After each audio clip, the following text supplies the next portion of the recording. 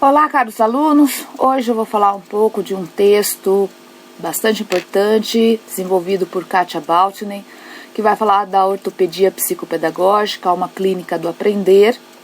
Vou recortar especificamente parte da relação entre conhecimento e saber nessas nossas últimas aulas aí na perspectiva psicanalítica, para a gente entender o quanto que essa relação entre conhecimento e saber, elas estão imbricadas, elas estão relacionadas dentro do espaço da escola, ok?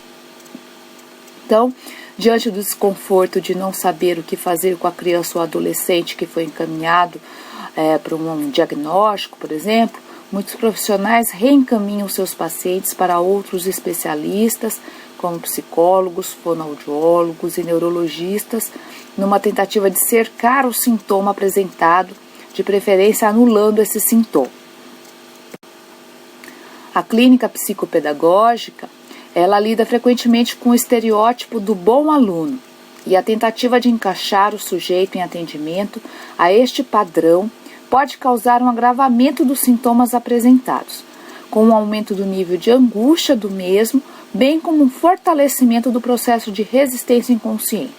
Então, quando a criança tem algum problema de aprendizagem, por exemplo, muitas vezes aquele problema é um sintoma que vem para tentar trazer uma mensagem para que a gente possa entender uma forma da criança falar do que está acontecendo com ela. Quando eu tiro esse sintoma, eu desvelo muitas vezes aquilo que é o cerne desse sintoma, ou eu tiro da criança a sua possibilidade de falar daquele teu sofrimento, daquela angústia, daquilo que causava aquele sintoma num âmbito mais inconsciente. Então, eu não deixo margens para a criança se manifestar. Então, isso pode fortalecer esse processo de resistência inconsciente. Então, não basta apenas submeter aquele sujeito que não pode conhecer, saber, as sessões de reforço escolar. Bem como não é suficiente pedir para que a criança ou adolescente que encontrou no problema de aprendizagem uma expressão disfarçada de seu inconsciente, que estude bastante. Quanto mais a gente manda estudar, mais próxima do nosso sintomático e do desejo fica esse sujeito, aumentando então o nível de angústia e o caminho, então nessa perspectiva, deve ser outro. Muitos atendimentos ditos psicopedagógicos seguem uma orientação que poderia ser situada na descendência dos tratamentos médicos, onde ainda prevalece uma dicotomia entre comprometimentos orgânicos e psíquicos. Daí o aumento da quantidade de avaliações neurológicas aos quais as crianças e adolescentes são submetidos, muitas vezes a pedido do psicopedagogo mesmo. Também encontramos com frequência, ainda seguindo uma tradição médica, uma ideia de funcionalidade. Se há algum problema com o sujeito é porque algo não está funcionando direito, ou déficit, ou falta algo a esse sujeito, por isso ele pode estar apresentando algum problema. É muito comum um psicopedagogo tornar-se um professor particular especializado. O que marca o compasso da transferência é um tom professoral. Este profissional muda de cenário, pois não está numa situação pedagógica propriamente dita, mas não muda de posição.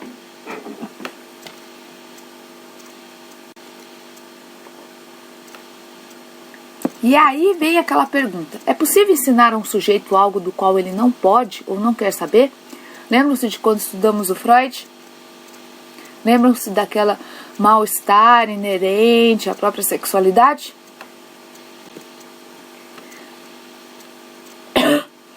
Paim resgata o conceito de pulsão freudiano para assinalar a diferença existente entre corpo e organismo, sendo que ambos são responsáveis pela produção do pensamento e seus ditos distúrbios.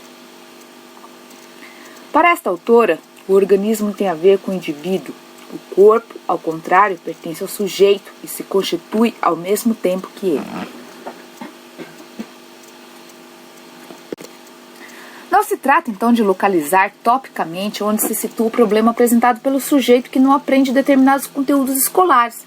Uma possibilidade de manejo para a terapêutica psicopedagógica seria de introduzir o aprendiz em situação tida como de dificuldade em um outro circuito possível para o aprender, modificando a relação do mesmo com o processo de conhecimento, possibilitando a entrada numa posição sintomática. O que pensar sobre os fins de um trabalho terapêutico? O nome cura pode conduzir ao engano. Cura como suspensão do sintoma, justo o sintoma. Muitas vezes ele é tudo que o psiquismo do sujeito conseguiu formar para mantê-lo vivo. Retirá-lo pode ser um equívoco. Uma análise dessa questão nos leva à inquietante constatação de que possivelmente muitos sujeitos, ditos fracassados nas escolas, não precisam de um atendimento especializado. O excesso de encaminhamentos por parte das mesmas poderia ser contido, oferecendo-se oportunidade para que na escola os alunos possam ser marcados com aquilo que é da ordem da cultura, do campo humano, dando possibilidades para que os sujeitos encontrem por esta via caminhos sublimatórios para suas pulsões.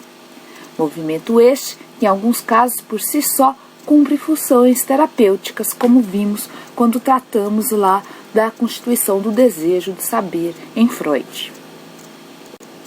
Entretanto, para além dos exageros de encaminhamentos, há sujeitos que apresentam problemas na escola, cujo sofrimento demanda um trabalho singular, que extrapole as possibilidades terapêuticas de uma intervenção calcada apenas no pedagógico. Temos de dar um suporte para o inconsciente dessas crianças.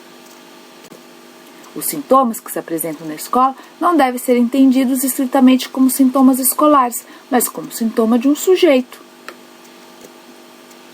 Ocares assinala que o sintoma é um fenômeno subjetivo que se constitui não como sinal de doença, mas como efeito, produto de um conflito inconsciente.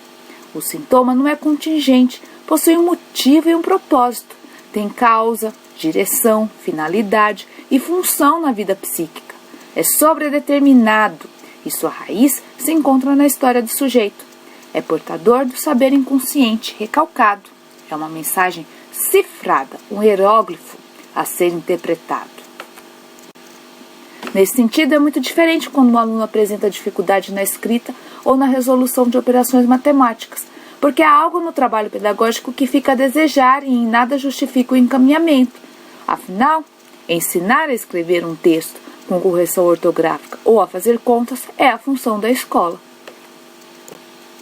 Outra coisa é quando a incapacidade de separar as palavras ou a resolução de contas de dividir esbarram numa questão inconsciente deste sujeito, que se manifesta na escola, mas poderia estar presente em outras situações da vida do mesmo. Obviamente, por não se tratar de uma sessão de análise e por não estar o psicopedagogo instrumentalizado para isso, não cabe a ele interpretar a transferência. A autora continua afirmando que cabe ao psicopedagogo propor tarefas a seus pacientes, utilizando materiais como livros, jogos, desenhos, redações, de modo a dirigir-se ao ego consciente da criança. A mesma coisa eu digo em relação ao professor. Não cabe ao professor fazer a clínica dentro do espaço da sala de aula. A partir de um trabalho psicanaliticamente orientado, como propunha Cristina Kupfer, significa que ele tenha um outro olhar para entender que por trás das questões de conhecimento há questões relacionadas aos saberes. Entretanto, fica uma questão importante para a clínica psicanalítica. Será possível existir uma escuta psicanalítica especializada? Clínica analítica de sujeitos em dificuldade de aprendizagem escolar? Para Rosenberg, o discurso a que o analista empresta sua escuta é um discurso singular. Esta é uma contribuição importante da psicanálise, ouvir o sujeito como único, seja ele criança, adulto, psicótico, com problemas no processo de aprendizagem, entre outras coisas. Para Rosenberg, o discurso a que o analista empresta sua escuta é um discurso singular. Esta é uma contribuição importante da psicanálise, ouvir o sujeito como único. Especialmente na clínica com crianças e os adolescentes, o sintoma do não saber fica ainda mais destacado. Uma vez que encontra na escola, um lugar socialmente designado como sede de saberes, o espaço para ser projetado, gerando angústia e mal-estar. Não será suficiente submeter esse sujeito a sequências de reforço, aulas particulares, sessões reeducativas, castigos ou broncas. Ou seja, de nada basta dirigirmos-nos a uma instância consciente quando as raízes desse sintoma depreciado por pais, professores e pelo próprio sujeito estão afundadas no inconsciente. Desta forma, para início de conversa, recoloquemos a questão. O que está em jogo na estrutura neurótica que não pode ser sabido? Que tipo de angústia o não saber alivia? Lembra-se dos nossos textos sobre Freud? Então, agora é o momento de retomá-los.